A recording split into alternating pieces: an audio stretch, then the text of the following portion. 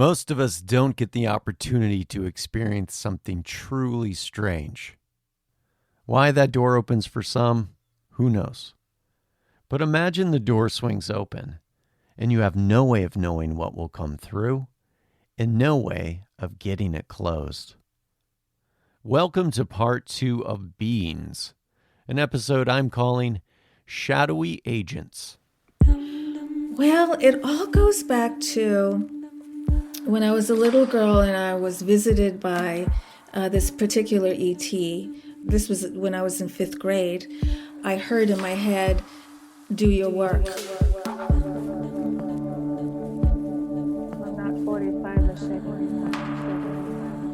right, let me think for a minute.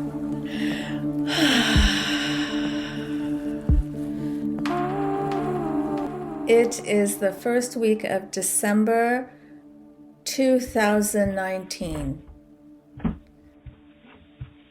And my friend is going to come visit me for the first time in my home. And I was in preparation. I really liked having her in my life because I was just coming to grips with my lifelong history of being in contact with aliens, and I needed help. We were really close, and she was a confidant.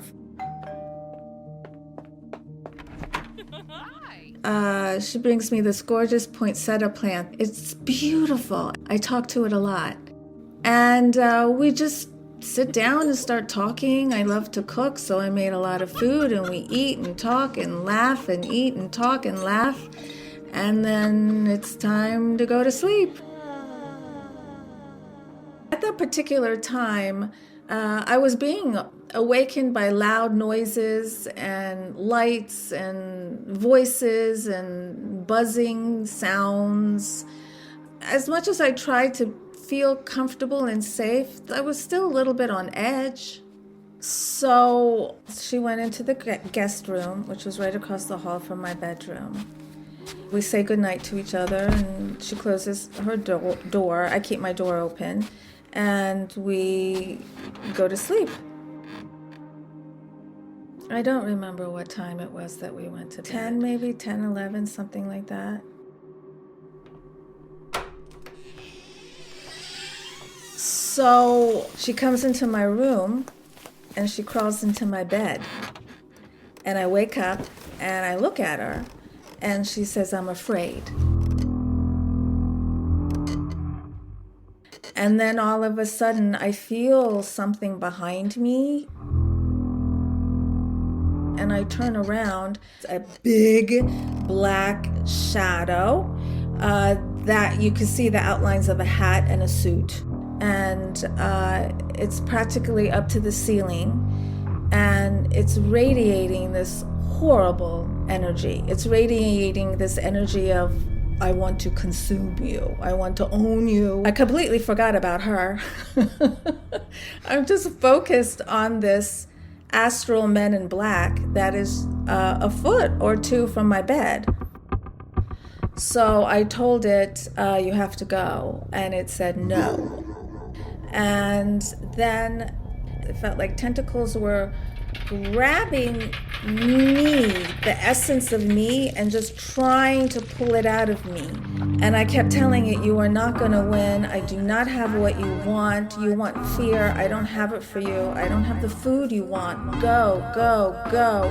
It was not loving. It was not kind. It was not polite. It was not nurturing. It was the opposite of all of that. Finally, I feel it release, and it just disappears.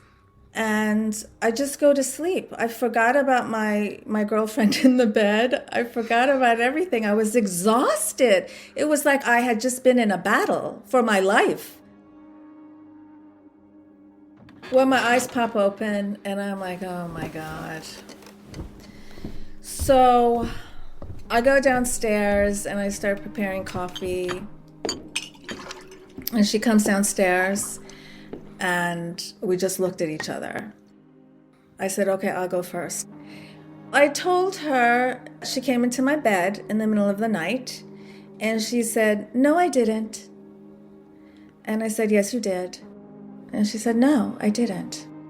I'm like, okay.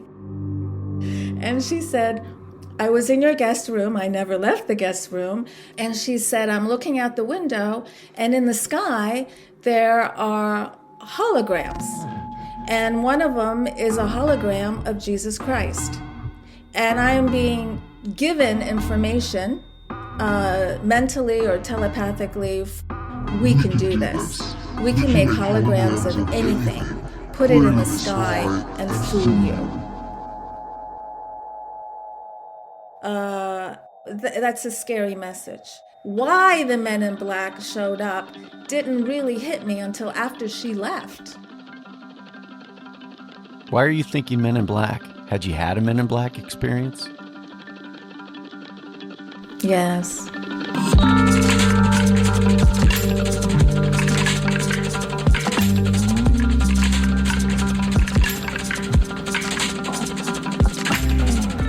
This was several months prior. I have a friend who lives in Florida, and she's extremely intuitive, and she's an experiencer too. One evening, we're talking on the phone, and I said to her, I'm getting really sleepy. I have to say goodbye. She said, all right, but may I have your permission to do an astral travel into your home tonight?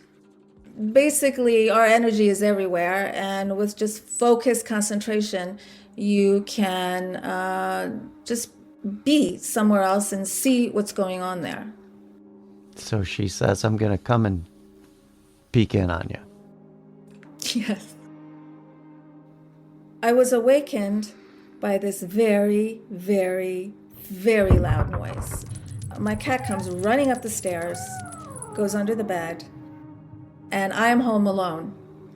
And I live on the inner banks of North Carolina, out in the country. There's no one around. I'm like, should I get up and go and see what that was? And I told myself, nope, I'm going to try and go back to sleep, and I will discover what that noise was tomorrow morning. So I did manage to go to sleep. Got up in the morning, I went downstairs, and it took me a while to find out what it was. And what it was surprising, because it was just one of those inexpensive roll-up window shades. It had fallen. That really made me scratch my head, because it's so light. It couldn't have possibly made that loud sound. It sounded like an entire shelf fell over. It was that loud. The very next morning, I get an email from my friend, and it's this mathematical scientific equation. I read her the equation, and she said, what are you talking about? And she said, I have no idea what that means. I don't even know how to write on my computer, F parentheses, X, whatever. So after we both just kind of ignored the mathematical equation, she then proceeded to tell me what she saw when she astrally came into my home. She said she saw a black cat, scared, and she saw me in the bedroom. And then she said she went to put her hands on me in a loving gesture, and she saw a very bright white flash, and she was stopped by a Men in Black who told her, do not touch her. We're working on her. Well, she drew a picture of it. It was a real man. It had the hat and the suit. It had clunky shoes. And it had kind of a weird human face, not a lot of hair, just kind of off. And so when she saw this bright white flash, she was in bed with her boyfriend, and her boyfriend instantly awoke. And he got out of bed, and he thought there was an intruder in the home. And he looked around, and they couldn't find anything. For the next several weeks, we have all these emails going between her and I, which none of us wrote. Most of the emails were coming from her. Only a few came from me. And there were information cosmological information, biological information, spiritual information, symbols, really fascinating information where I would have to Google to understand it, to validate it. That was fun. We had to solve this puzzle. It was this game, and I figured out the code. The message said, X marks the spot, star child. Be careful of technological something. When I went to go visit her in Florida, we were sitting on her couch, and I wanted to interview her for my YouTube channel. So we did an interview on her couch through my computer. And after we did the interview, I decided, nah, I'm not going to put this on my YouTube channel. I don't know why. I just don't want to. Well, then we get this email, supposedly from her, telling us to release the video, the white couch video. Turns out we were sitting on a white couch. Another time I was in a hotel room, and I get a message, and it's describing my hotel room. That freaked me out. What's happening with the final emails? We could not make heads or tails of them because they were just series of numbers and letters, and we couldn't figure out what they were. What are you thinking while you're engaging in this exercise? Well, I didn't know if it was legit or there was just some 13-year-old boy in the basement playing a joke on us. I didn't know.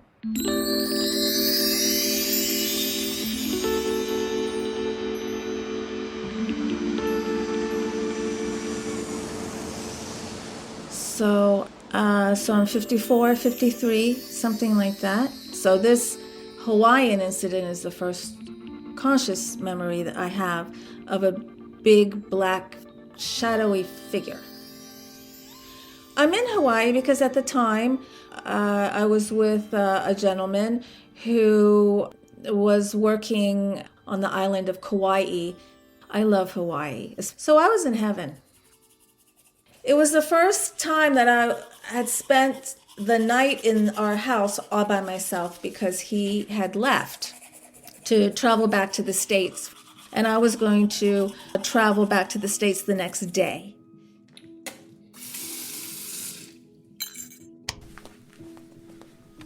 So I go to bed, and I'm awakened because there is this black, shadowy figure trying to come into the bedroom. The bedroom had a sliding glass door onto the front porch, and it's at the sliding glass door, and it's trying to come in. I'm awake, and I see it, and I'm a little wary of it. Then all of a sudden, a whole bunch of people show up on the front porch, and they start playing music.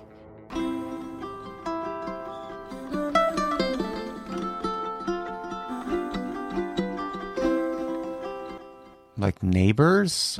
Why are they there? I don't know why they're there. Maybe they're there because they're helping me. Maybe it's some kind of Hawaiian, I don't know, angels, spirit guides, something. When I first came out, I was really afraid that the government was going to come after me.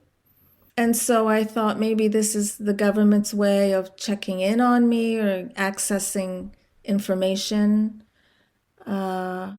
Is the United States government in a relationship with these interdimensional beings and using them to visit people around the world, visit experiencers around the world, collect data, maybe scare them into being quiet? All those questions were just going through my head. I have no answers to any of them. Then I hear this really loud noise.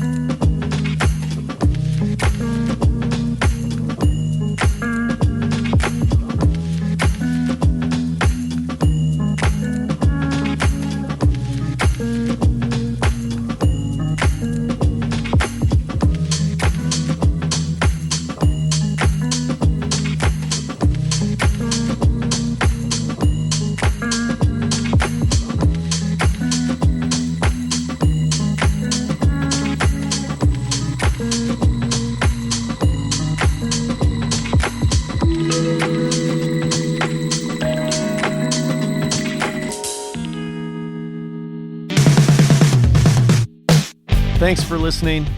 Visit tuiarts.com for trailers, episode music, and videos. If you'd like to do more, get more, and contribute, visit the Patreon page at patreon.com/tuiarts. And lastly, if you like what you heard, please review and share the show. Nothing grows in the podcasting world if those two things don't happen. And thank you if you do. I really do appreciate it. Stay strange, folks. I'll catch you on the next episode.